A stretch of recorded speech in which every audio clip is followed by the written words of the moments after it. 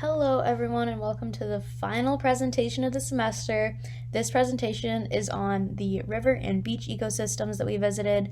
Unfortunately, I didn't take any pictures of the spring because I was too afraid to bring my phone near the water, but the trip will forever live on in my memories, and the scar on my big toe. The first ecosystem that I actually have pictures for is the river ecosystem, and a lot of the species are going to be the same as ones that we've seen in past presentations, and that's because the banks of this river resembled the hardwood hammock ecosystem that we visited before. So the species will be the same as past presentations, but I do have completely new facts, so hopefully we'll learn something that we haven't learned already in another presentation. The first species is Smilax, and this looks like Smilax bononoxa to me, but I couldn't be 100% sure, so I just left it at the general Smilax genus. And an interesting fact about Smilax is that the Muskogee tribe used to take the leaves and rub it on their face, and it would allegedly enhance youthfulness.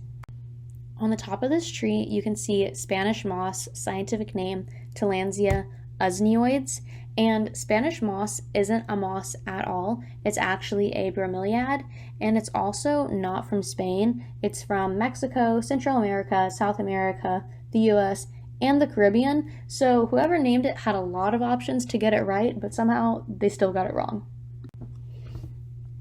Next up, we have resurrection fern, scientific name Pleopeltis polypodiotis. And in 1977, resurrection fern was taken up into space because scientists wanted to see how the resurrection happened at zero gravity. Here we have Caesar weed, scientific name Urina lobata, and you can see the Caesar weed in the back of this picture. The leaves are kind of turning yellow at the bottom, and Caesar weed was actually imported into the United States for its use in making cords, because it is a good substitute for flax and jute. Here we have saw palmetto, scientific name Serenella repens. We all know what saw palmetto is, but on this bottom picture we can see the rhizomes running along the riverbank. And some people call these rhizomes gatorbacks because if you look at it, it kind of looks like there's just a gator sitting on the bank, and I think that's a way cuter name than rhizome. Here we have the cabbage palmetto, scientific name sable palmetto, and these plants are extremely resilient. They can withstand extreme fluctuations in pH, salt, and soil density, which could explain why they are all over southeastern United States. Here we have bald cypress. Again, these pictures are very blurry, and that's because it's hard to take a picture when you're in a moving canoe, but I did try my best. So the scientific name is Taxodium distichum, and the heartwood of bald cypress is actually very rot resistant. So the timber of this tree is often used to build boats or used in flooring or cabinets, just anything that can come in contact with water because it'll be less likely to rot. Here we have sweet gum, scientific name liquid ambar styrosiflua, and I love sweet gum in the fall because it's one of the few trees in Florida that actually changes color, so it's so nice to see something other than just the bright green leaves all year round. And sweet gum also has another variety called rotundilobia, and this variety has very round leaves, and it is seedless, so it's nice if you don't want to step on the spiky gumballs all the time. So here we have a live oak, scientific name Quercus virginiana, and mature live oaks can draw up over 50 gallons of water in one day, so these are some thirsty trees. And here we have slash pines. I think slash pines look so beautiful against the backdrop of like a blue sky, so I love this picture. Their scientific name is Pinus eliade, and slash pines have cones that provide food for turkeys and squirrels, and also slash pines can withstand wet conditions way better than other pines can, so maybe this is why this was the pine tree that was so close to the river. This guy is a green tree frog, scientific name Hyla cinerea, and as you can see, this frog is much paler than the green tree frog that we saw in the mangroves, and that's because it was a little cold out this morning, so he was just a little bit chilly, And it's also kind of hard to tell if this is a green tree frog or a Cuban tree frog, but when we were actually out there in the water, you could kind of see the white line against running from its head to its back, so that would indicate that it is a green tree frog, not a Cuban tree frog. Here we have a southern toad, scientific name Anaxarus terrestris, and as the name would suggest, southern toads are terrestrial animals, so they don't go up in the trees like the green tree frog does, and that's also why you can see it blending into these leaves, because they like to hide underneath debris and leaf litter. And here is the track of a white-tailed deer, scientific name Odocoilus virginianus. And white-tailed deers have a 4-chambered stomach, so they can eat a lot more stuff that typically humans wouldn't be able to eat, like poisonous mushrooms. And lastly, we have the hole of a pileated woodpecker, scientific name Dryocopus pileatus.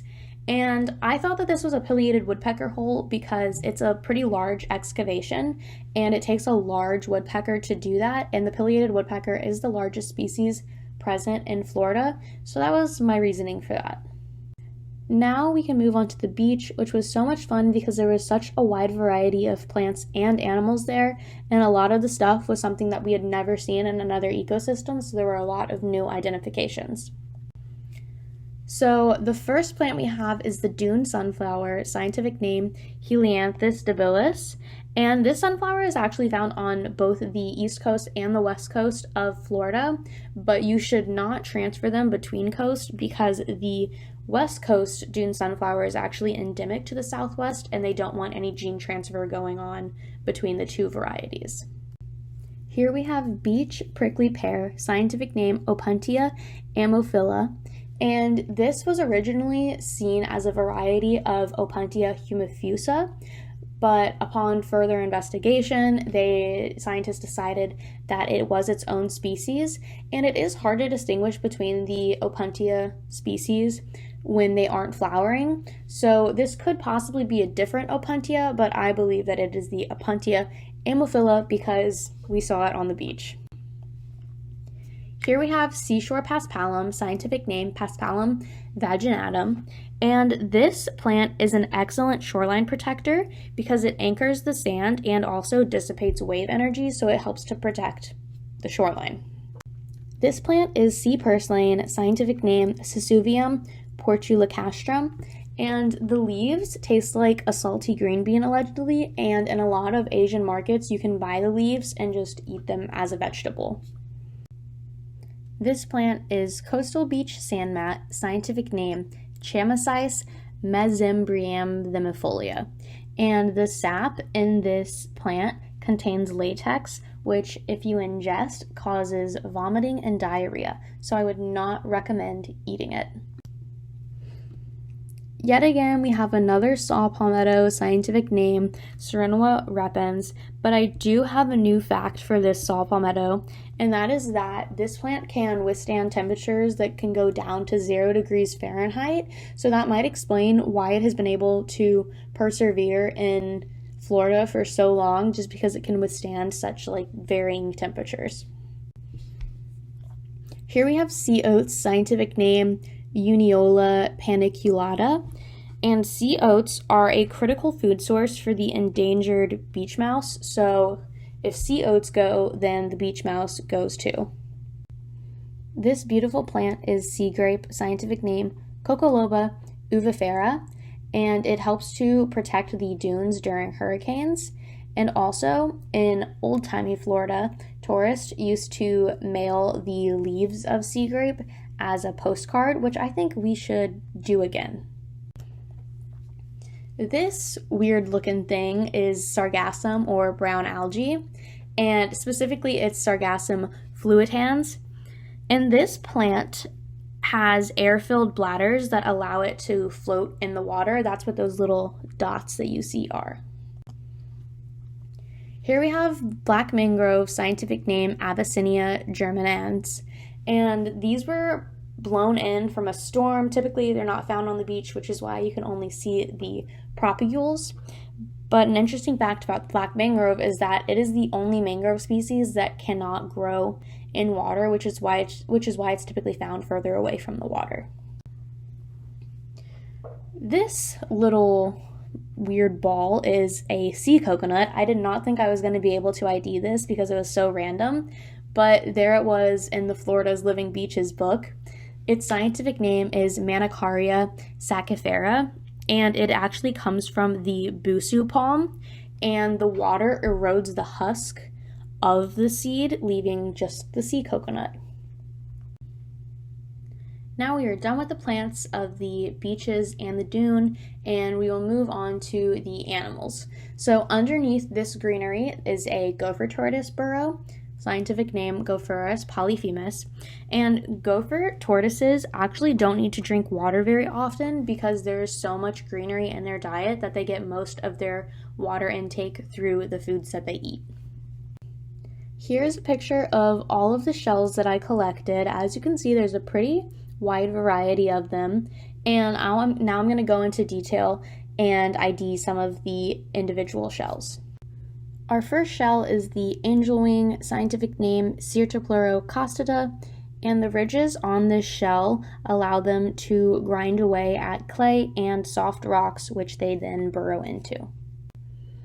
This was the prettiest shell that I saw. It's the Atlantic giant cockle, scientific name Dinocardium robustum, and the ridges on this shell allow it to better anchor into the sand.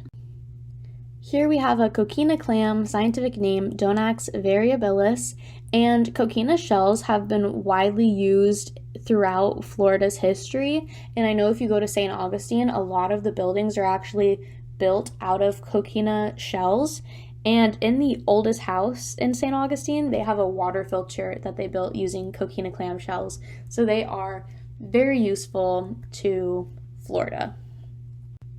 Here we have the shell of a sand flea or mole crab, scientific name Emerita talpoidea.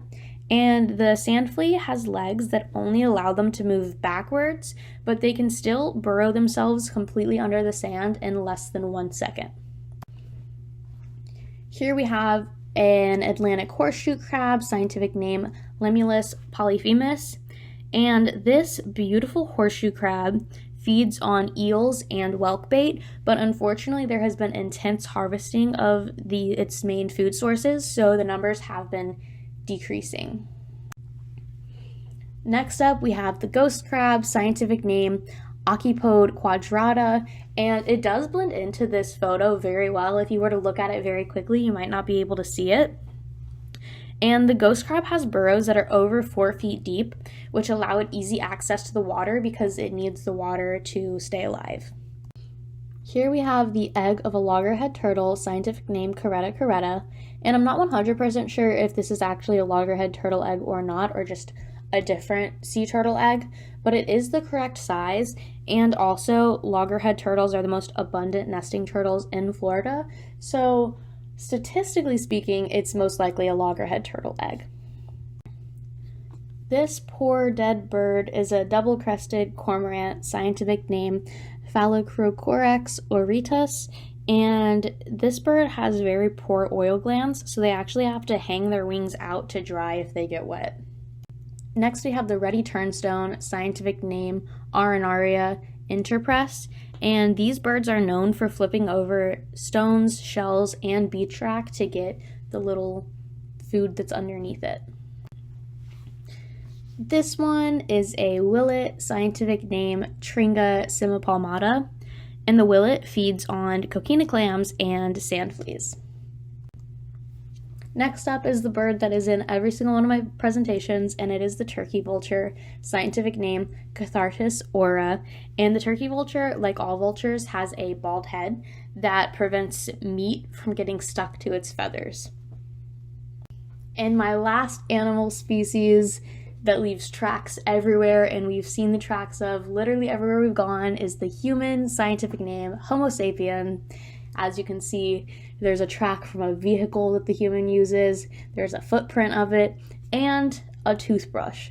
So this animal is all over, And an interesting fact about humans and beaches is that it has been shown that when humans observe the ocean, the frequencies in their brainwaves change and the ocean puts them into a calm, meditative state. Lastly, I just wanted to say thank you to everyone for such an amazing semester. It was so much fun going on field trips and learning new things, and I loved every second of it. Thank you.